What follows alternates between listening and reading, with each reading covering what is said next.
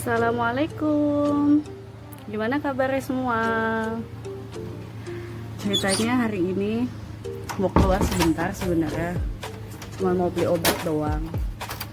Tapi karena bete di rumah aja, jadi semuanya ikut beli obat.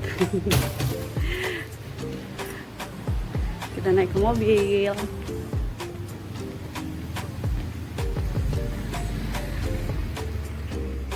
Mana ya, mau jalan apa nunggu dulu? Sebentar, kita panasin bentar, baru bilang baru jalan. Oke. Ya. Gimana kalau kita lanjutin aja ngobrol yang kemarin? Ya kan ada, belum selesai tuh. Boleh deh sambil nunggu, sambil manasin mobil. Oke. Kemarin kan ngelanjutin yang kemarin itu kan katanya kan muamalah itu hukum dasarnya itu kan boleh. Tapi ada hal-hal yang Iya, jadi gini. diharamkan ya. Iya, jadi gini kemarin kan sampai kaidah fikih atau kaid fikih yang mengatakan dalam muamalah itu semuanya halal, ya, kecuali ada dalil yang mengharamkannya. Jadi kalau redaksional bahasanya itu al aslu fil muamalah al ibahah illa ayyadulla dalil ala tahrimiha. Jadi semua hal yang kita lakukan dalam koridor muamalah ya hubungan sama manusia itu hukumnya boleh, kecuali hukum dasar boleh kecuali pada hal-hal yang diharamkan. Nah, apa aja yang diharamkan gitu pertanyaannya ya, ya kan gitu kan.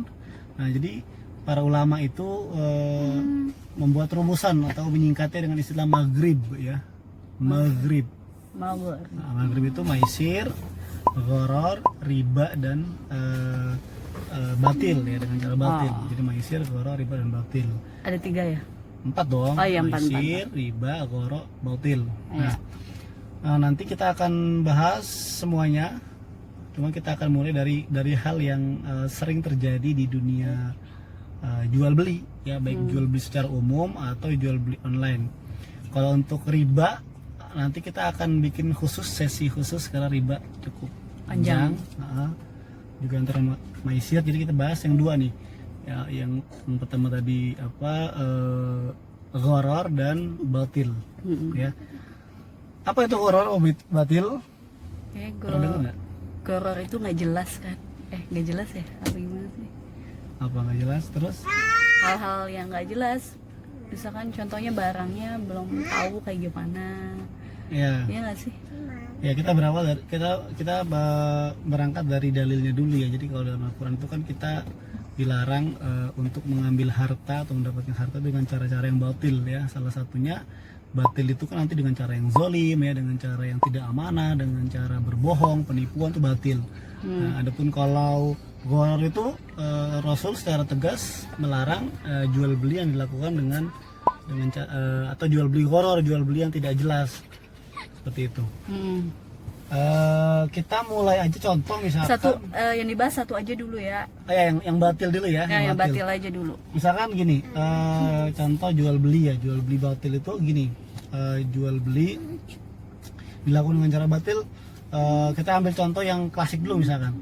Pernah nggak misalkan beli buah-buahan gitu ya, beli buah-buahan di pinggir jalan misalkan, ketika kita coba manis, enak gitu kan, ketika sampai rumah ya berbeda dengan yang kita beli gitu. Nah, emang itu batil?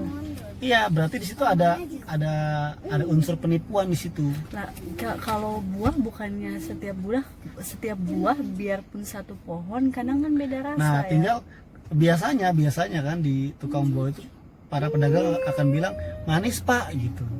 Nah, dijelaskan gitu, ini manis semua, ini gitu. Manis gitu. Nah, kalau mau aman misalkan begini saja, nggak usah bilang begitu. Misalkan dibagi saja, yang harga sekian misalkan manis, yang harga agak murah sedikit mungkin agak asam, artinya jelaskan saja apa adanya gitu. Jangan ada yang ditutupi gitu kan. Atau misalkan yang ditampilkan yang bagus-bagus ketika dimasukin ke plastik gitu, itu yang jelek-jelek. Sampai mohon maaf tadi di skip karena anak bayi rewel.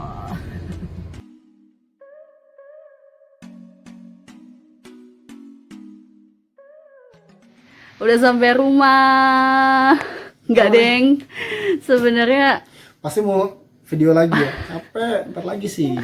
Enggak ya, kan ceritanya kemarin itu kan pas beli obat itu pulang-pulang lupa kalau belum selesai. Jadi kita lanjut sekarang ya, karena sedang kondusif, anak-anak semuanya tidur. Waktunya sebenarnya saya capek bikin video. baru pulang, tapi nggak apa-apa deh buat istri tercinta mah. Ya gimana ya, jadi langsung aja lanjutin. Kemarin itu kan kita ngebahas tentang diulang sedikit ya, jadi tentang hal-hal yang diharamkan dalam muamalah. Ada 4 kan, maghrib itu maisir, gharar, riba, dan batil. Nah kemarin baru ngebahas sedikit tentang contoh batil ya. Kemarin kita ambil contoh itu kasih. Nah sekarang contoh pada praktek yang kontemporer atau praktek zaman now seperti apa sih gitu ya.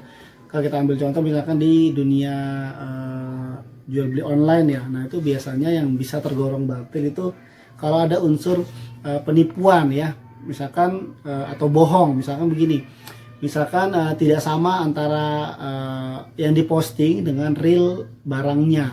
Jadi ketika nanti barangnya sampai ternyata nggak sesuai dengan kualitas ataupun fisik yang ada pada gambar.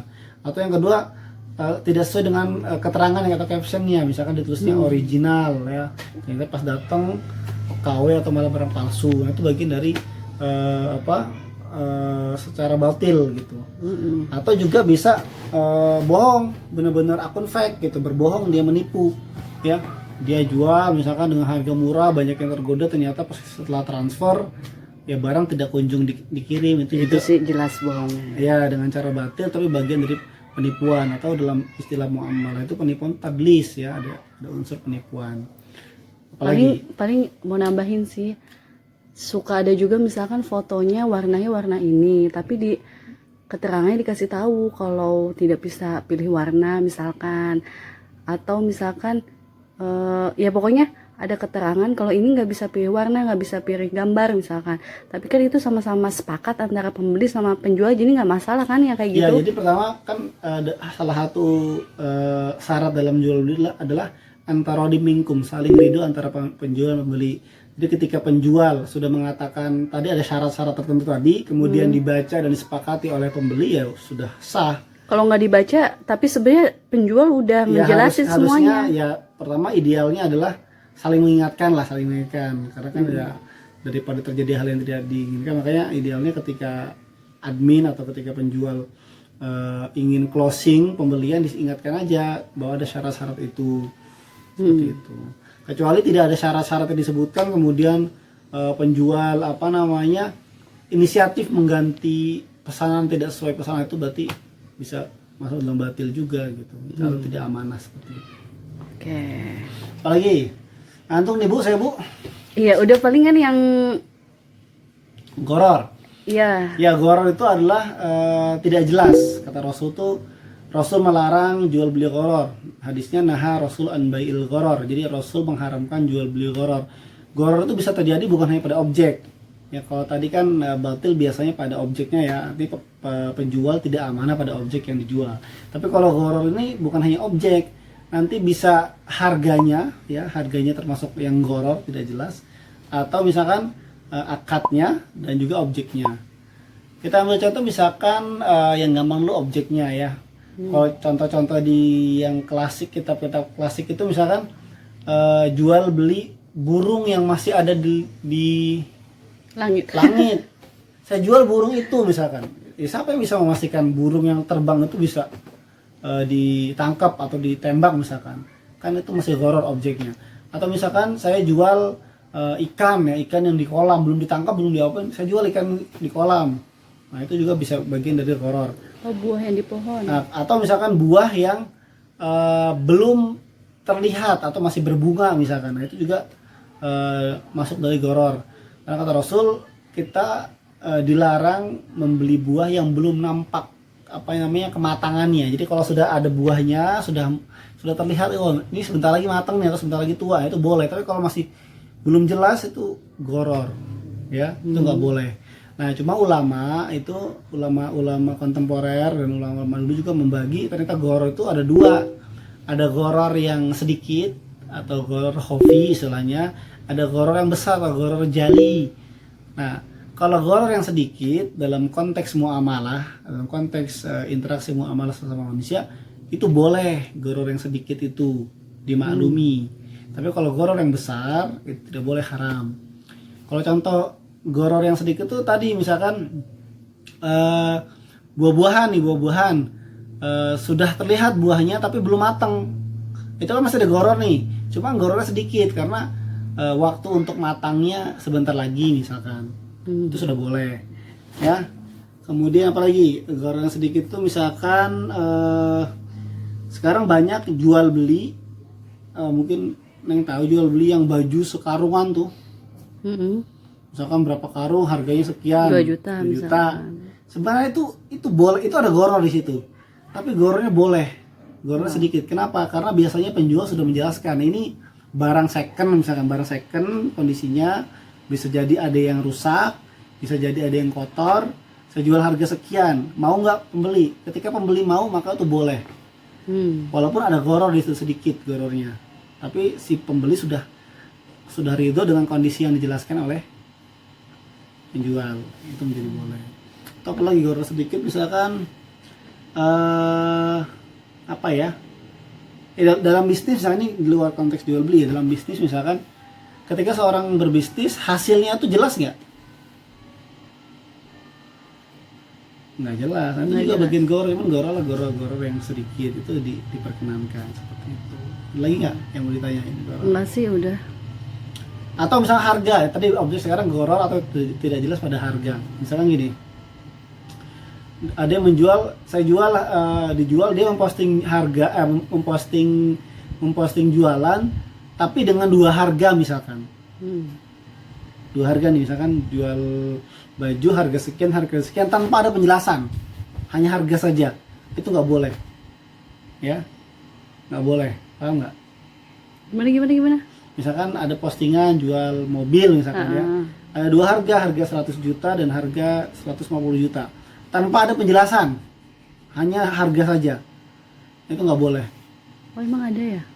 Kecuali ada penjelasannya. Misalkan kalau cash sekian, kalau mau dicicil sekian, itu boleh.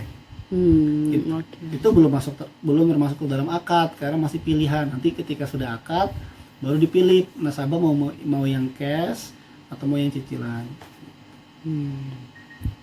Apalagi? Udah cukup. Apalagi ada lagi nggak? Enggak sih, palingan nanti buat yang nonton barangkali ada yang mau ditanyakan bisa komen aja di bawah. Terus ada yang pengen dibahas bisa di komen ya, di bawah. Pokoknya intinya kita sama-sama belajar aja deh ya, sama-sama belajar tentang transaksi bisnis, muamalah dalam dunia kita lah. Ya. Jadi sama-sama belajar. Iya, kita juga belajar. Apalagi? Udah cukup. Iya. Udah, makasih. Cukup ya, nanti yang lain kita akan bahas secara khusus, masih ada riba dan maisir nanti. Mudah-mudahan bisa di next video kita akan bahas tuntas tentang riba nanti, karena butuh sesi khusus. Bisa 3 jam 4 jam ya? Ya, kalau di bangku kuliah 1 semester membahas riba ya. Oke, makasih ya. Jadi sama-sama belajar. Mohon maaf kalau ada kesalahan, ini saya dipaksa istri saya, mohon maaf. Enggak ya.